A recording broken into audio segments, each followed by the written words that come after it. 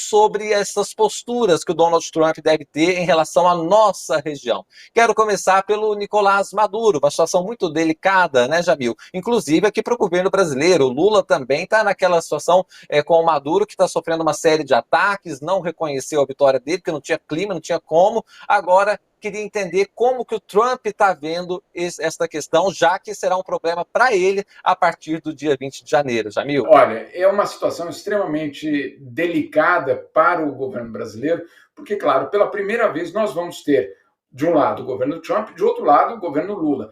No governo Trump, em 2016, era uma situação muito diferente.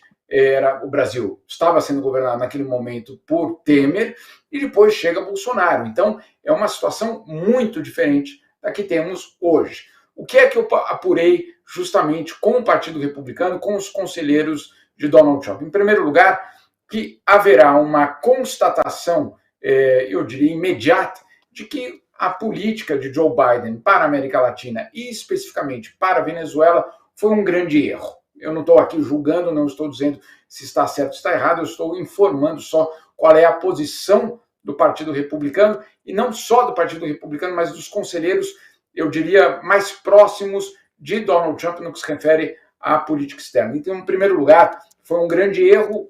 Qual foi o erro? Apostar numa eleição, por exemplo, na Venezuela. Isso, para o governo de Donald Trump, isso foi um erro que precisa ser, de alguma forma, remediado. Então, a orientação é de colocar pressão máxima. Esse foi o termo que foi utilizado justamente pelos conselheiros de Donald Trump em relação a Maduro, colocar pressão máxima sobre o governo venezuelano. Eu também falei, meu caro, com o governo brasileiro, e aí principalmente com uma missão de diplomatas brasileiros. Essa missão veio até aqui os Estados Unidos em setembro, falou com democratas, falou com think tanks, falou com os republicanos, e eles ouviram de uma forma muito clara, também por parte dos republicanos, de que essa pressão viria. Ou seja, não é só o que os conselheiros me disseram, é o que o próprio governo brasileiro escutou a partir, claro, dessas conversas que eles tiveram em setembro. E, em terceiro lugar, um documento que é absolutamente fundamental que a gente entenda. Qual é esse documento? É o Projeto 2025. O que é o Projeto 2025? É basicamente um plano de governo para, obviamente, a extrema-direita, e a extrema-direita liderada por Donald Trump. Ele é formado, ou ele foi confeccionado por 140 ex-conselheiros de Donald Trump, ou seja, nós não estamos falando aqui de gente fora do governo, etc. Não, 140 ex-conselheiros de Donald Trump que fecharam, basicamente, um documento conjunto, ele tem quase 1.000 páginas, dando direções para o que será o governo Donald Trump. O próprio Donald Trump chegou um momento da eleição, da campanha, ele disse, não, eu não tenho nada a ver com isso, eu desconheço esse documento, mas é muito implausível essa conclusão, inclusive porque depois da vitória agora na terça-feira, vários dos seus aliados mais próximos já começaram a falar, claro, o Projeto 2025 é a nossa base. Agora, o que diz o Projeto 2025 em relação à Venezuela e à América Latina em específico? Em relação à Venezuela, diz o seguinte, que justamente durante esse período dos últimos anos, o governo americano, por sua fragilidade, é assim que é colocado, permitiu que Irã, China e Rússia estabelecessem ou base ou interesses na Venezuela. E que, portanto, de alguma forma, os americanos teriam de reconquistar esse território, reconquistar essa influência. Ponto número 1.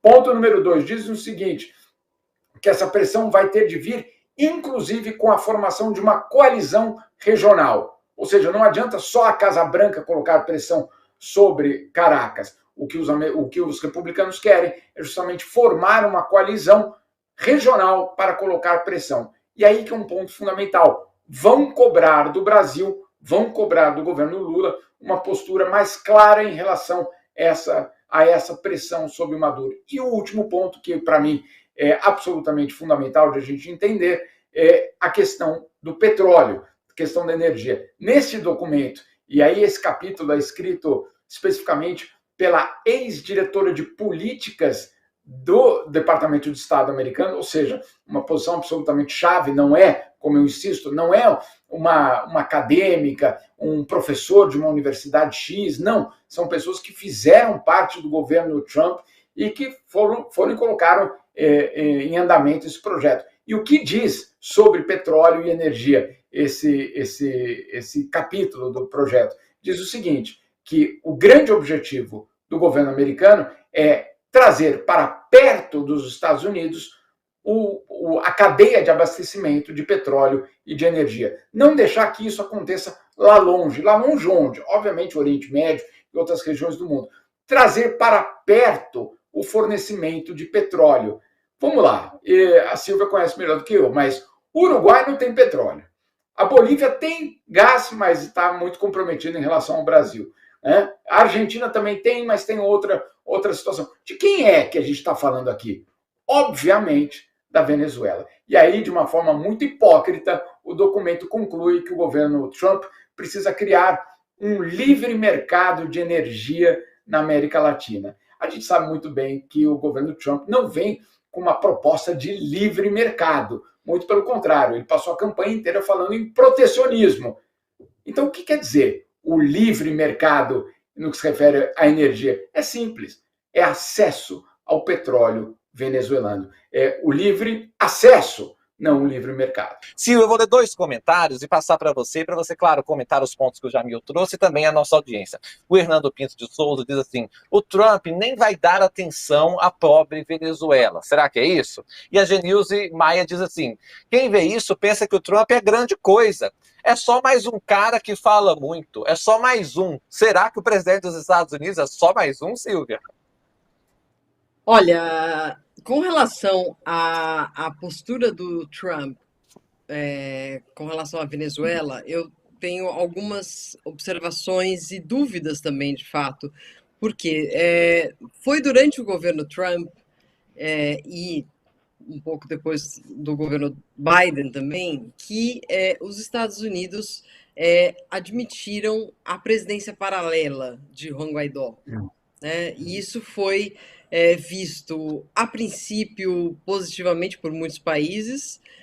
Isso teve a adesão de vários países, inclusive do Brasil, de Jair Bolsonaro, da Colômbia, de Ivan Duque, dos Estados Unidos, e acabou se provando um grande flop. Não funcionou essa ideia de apostar na alternativa que a oposição venezuelana estava dando para o fim da ditadura.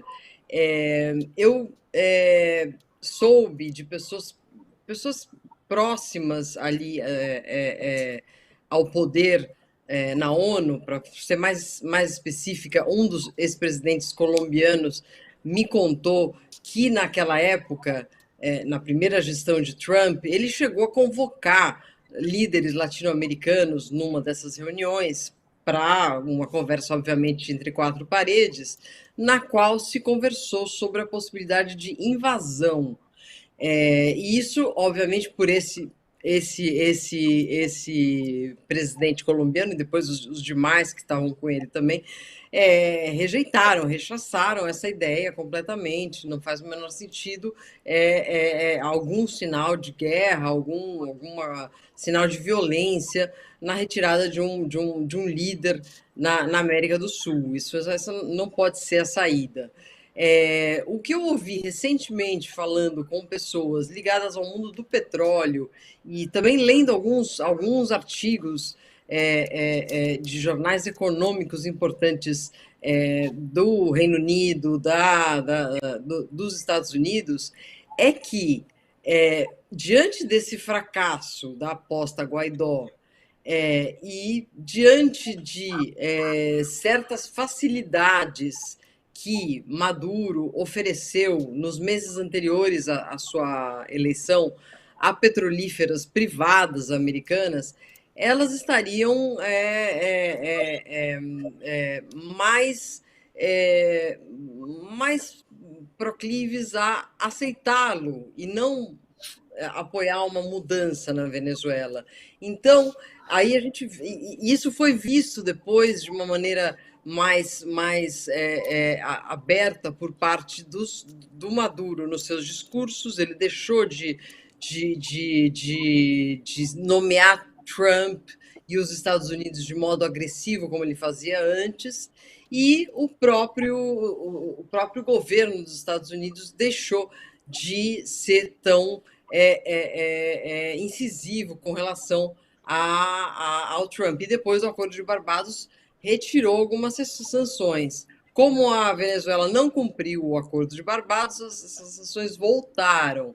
Mas há um lobby muito grande das petrolíferas americanas que exploram o petróleo na Venezuela, de que essas sanções sejam aliviadas.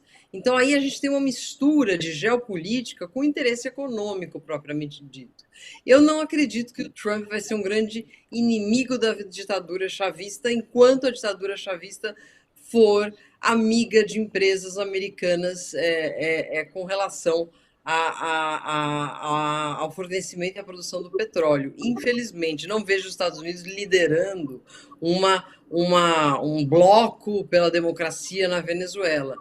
Sim, setores da sociedade, setores da oposição, enfim, podem se unir, enfim, obviamente isso é provável, organizações de direitos humanos, etc. Mas, sim, eu acho que Trump e Maduro podem se dar bem. É uma coisa difícil da gente aceitar, assim, porém, a crispação entre eles está diminuindo muito. Então, é um cenário para a gente observar com muita atenção.